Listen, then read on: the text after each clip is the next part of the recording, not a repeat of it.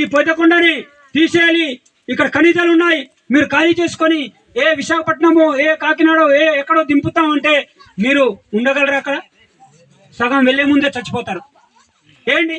కాబట్టి ఇవన్నీ కూడా ఆపాలి అంటే దీని గురించి అండగా నిలబడాలి అంటే సరైన నాయకుడు మన అరకు నియోజకవర్గంలో ఉండాలి ఏంటి? ఈరోజు నిజంగా నాయకులు ఉన్నారు, కనీసము గిట్టుబాటు ధర గురించి ఒక్కడు అడిగేటటువంటి పరిస్థితి లేదు. ఈరోజు నాయకులు గిట్టుబాటు ధర రావాలి అంటే మనకి అసెంబ్లీలో కూర్చొని మనము అడగాల, అసెంబ్లీలో మాట్లాడాలా మన గిరిజన ప్రాంతం గురించి. మన గిరిజన ప్రాంతంలో ఏ ప్రాంతంలో ఏ సమస్య ఉందో మనం తెలియపరిచే నాయకుడుగా మనము నిలబడాలనేదే నా ఆశయం. కాబట్టి ఆలోచన చేయండి. చట్టసభల్లో ఇవన్నీ కూడా మాట్లాడకపోతే ఏసీలో కూర్చునే వారికి తెలుస్తుందా? ఎవరికి తెలియదు. కాబట్టి మీరు అందరూ కూడా ఆలోచన చేయండి. ఆలోచన చేసి మంచి నాయకుడికి ఈసారి ఎన్నుకోవాలి. ఈరోజు మరి మన ప్రాంతంలో అనేక రకాలైనటువంటి కూరగాయలు పండుతాయి ఏంటి?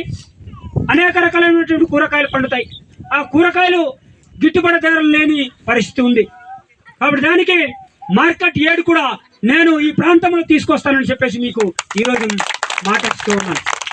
అలాగే ఈ మునిగడ గ్రామంలో ఫస్ట్ ఇందాక నాగేష్ గారు చెప్పారు, అదే ఖచ్చితంగా మీకు రోడ్ అనేది ఖచ్చితంగా నేను వేయిస్తానని చెప్పేసి ఈసారి సభముఖంగా తెలియపరుస్తున్నాను. ఆలోచన చేయండి. అలాగే మరి ఈరోజు మరి ఈ హామీలు ఇవి పెద్ద హామీలు కూడా కాదు, ఎమ్మెల్యే ఈజీగా చేయగలిగేటటువంటి హామీలే ఇవి. మీరు ఎవరు కూడా మీరు భ్రమపడవలసిన అవసరం లేదు. చాలా మంది వచ్చి చాలా రకాలుగా మీకు మాయ మాటలు మీకు చెప్పే కార్యక్రమం చేస్తారు ఏంటి? గతం నుంచి కూడా ఓటేసుకొని వస్తున్నాం, ఇప్పుడున్నటువంటి ఉద్యోగం నుంచి రాజీనామా